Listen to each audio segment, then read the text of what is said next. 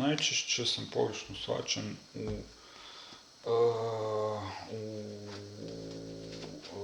intenzivnim situacijama, u emocionalno nabijenim situacijama,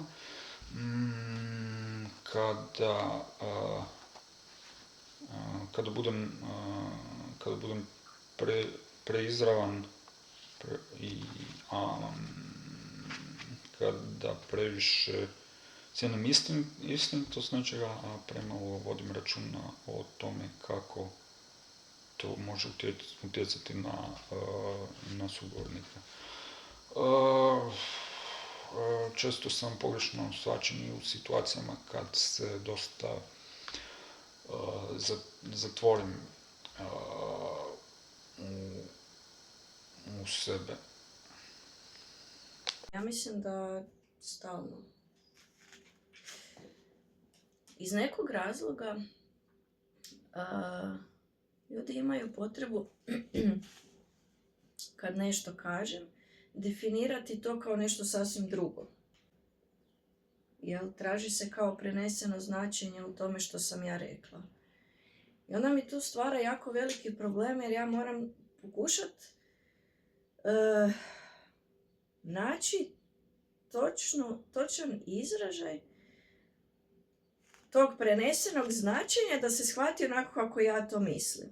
Jer ja to ne znam. To je užasno teško. Jer kako god da kažem, neću uspjeti. Jer jednostavno znači to što ja kažem ne uklapa u ono što osoba koju pričam valjda želi čuti, ja ne znam.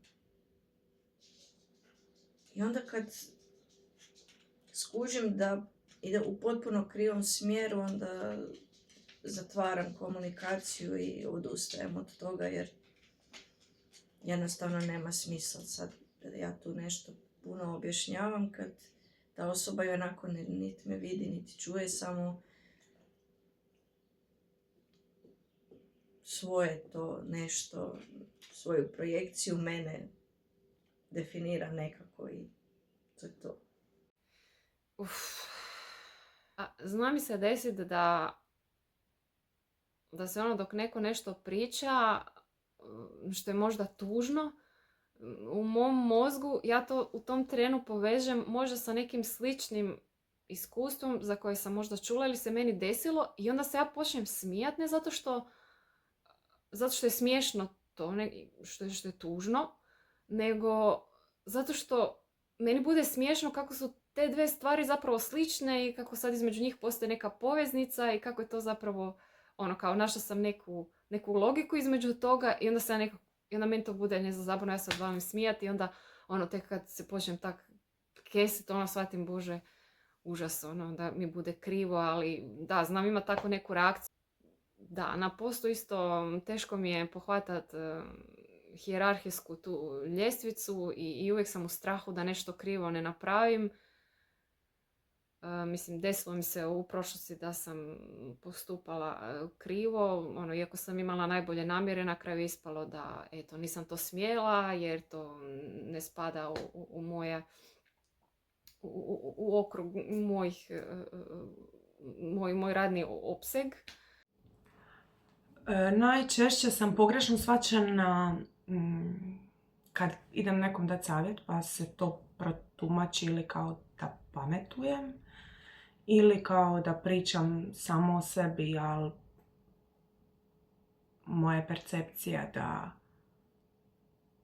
ja pokazujem empatiju. Ako nekome dajem do znanja da mogu razumjeti kroz šta prolazi jer sam prošla slično, osjećam se pogrešno shvaćeno svaki put kad pričam o svojim osjećajima, o svojim doživljajima, o svojoj percepciji svijeta. Uglavnom imam dojam da ljudi ili misle da ih napadam i da ne znam, misle da ih napadam, da. Pa mislim dosta ovim stvarima oko potreba, možda tako nazvao. Jer primjerice kad se kažu neke potrebe tipa, aha, smeta mi to svjetlo, možemo promijeniti rasvjetu, prako me buka, moram otići, ili kad ima određene zone out momente, kad jednostavno mi je overload svega što se dešava, pa se treba izolirati određen period. Većina ljudi shvati krivo, u smislu da im je osobno, da se radi o njima, ili da pokušavaš nadmetati neke svoje osobne prohtjeve,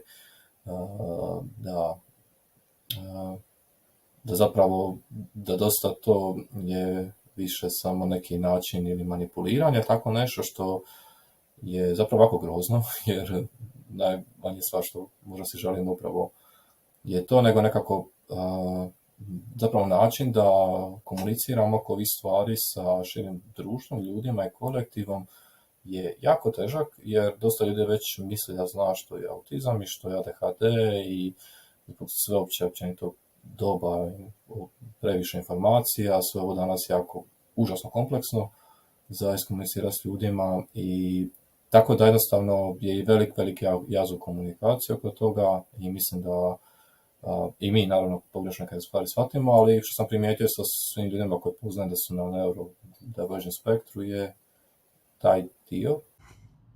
Kad hoću učiniti dobro na svoj način, znači dobro na moj način očito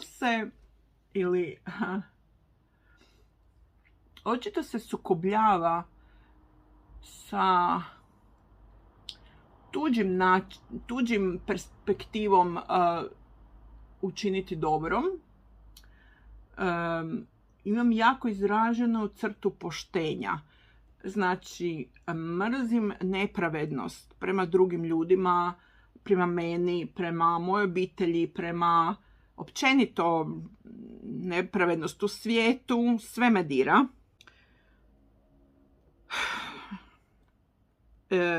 Kad nešto pokušavam objasniti, obično to objašnjavam na krivi način.